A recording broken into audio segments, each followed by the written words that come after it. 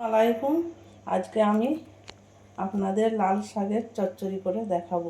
এখানে আমি 2 আটি লাল শাক নিয়েছি আর 1 কাপ মতো আমি ছোলা 4-5 ঘন্টা আগে ভিজিয়ে রেখেছিলাম। প্রথমে আমি ছোলাটা সেদ্ধ করে নেব। ছোলাটা দিয়ে দিলাম। এবার ছোলাটা সেদ্ধ করার জন্য আমি পরিমাণ মতো পানি দিয়ে দিচ্ছি। হাফ চামচ নুন দিয়ে দিলাম। এবার আমি ছোলাটা ঢাকনাটা বন্ধ করে 4টা সিটি আমি দিয়ে নেব। ছোলাটা আমার সেদ্ধ হয়ে গেছে। এবার চলে এলাম রান্নার কাছে। কড়াইটা বসিয়ে দিয়েছি, কড়াই গরম হয়ে গেছে। এবার আমি শাকটা রান্না করার জন্য পরিমাণ মতো তেল দিয়ে দিচ্ছি। তেল গরম হয়ে গেছে। আমি একটা পেঁয়াজকে এরকম লম্বাভাবে কেটে রেখেছিলাম, সেটা দিয়ে দিলাম।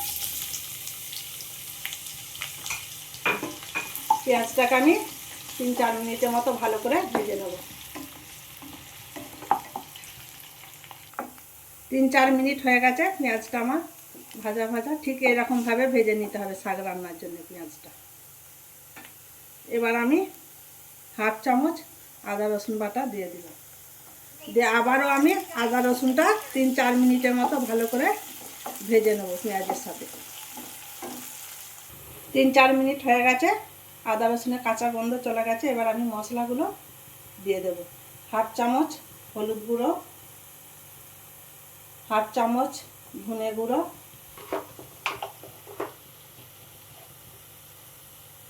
হাফ চামচ লঙ্কার গুঁড়ো, সামান্য একটুখানি জিরে গুঁড়ো আর হাফ চামচের মতো নুন আমি দিয়ে দিলাম। এবার সমস্ত মশলা আমি ভালো করে কষিয়ে নেব। মশলাটা আমার ভুনা হয়ে গেছে। আমি একটা আলুকে এইভাবে ছোট ছোট করে কেটে রেখেছিলাম, সেটাও দিয়ে দিলাম। আর এখানে আমি ছোলাটা সেদ্ধ করেছিলাম, সেটাও দিয়ে দিলাম। দিয়ে আমি ভালো করে 4-5 মিনিটের মতো আলু আর ছোলাকে মশলার সাথে কষিয়ে নেব। আলু আর ছোলাটা অনেকটা ভুনা ভুনা হয়ে গেছে। এবার আমি শাকটা এখানে দিয়ে দেব।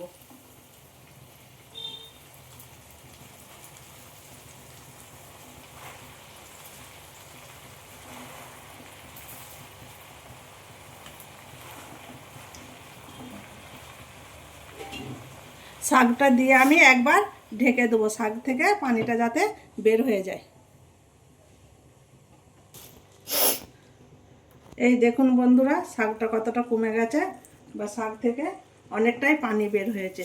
এবার আমি শাকটাকে ভালো করে মশলার সাথে মিশিয়ে নেব।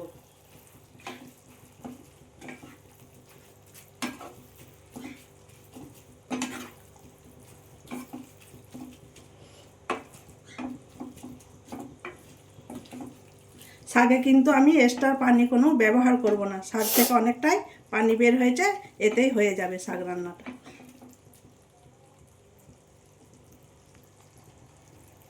আবার আমি ঢেকে দিয়ে 3-4 মিনিটের মতো শাকটা হতে দেব।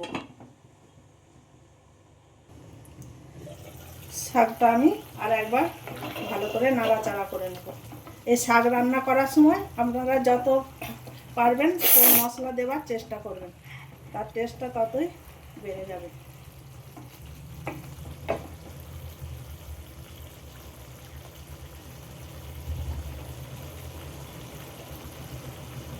আবারও আমি ঢেকে এটাকে 4-5 মিনিটের মতো মিডিয়াম আঁচে শাকটা হতে দেব।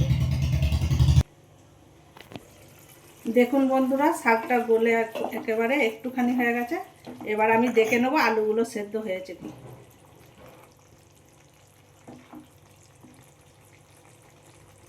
আলুও সেদ্ধ হয়ে গেছে। এবার শাকের সাথে আমি আলুগুলো একটু ঘাটা ঘাটা করে নেবো হাতার সাহায্যে।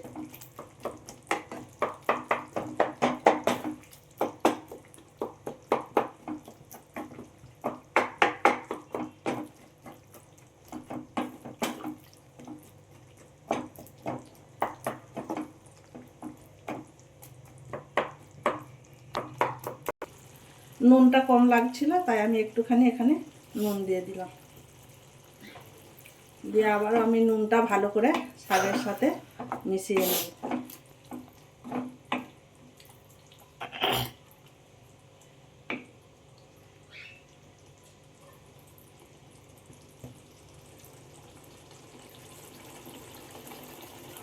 শাকটার মধ্যে একটু পানি আছে, তাই আমি পানিটা একটু ফুটিয়ে মেরে নিচ্ছি।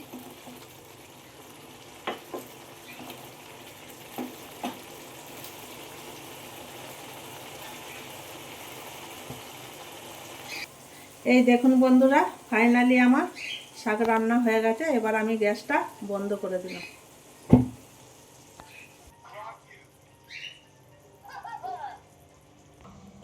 লাল শাক রান্নার রেসিপি আপনাদের ভালো লাগলে লাইক, সাবস্ক্রাইব, কমেন্ট করে আর আমার সাথে থাকবেন।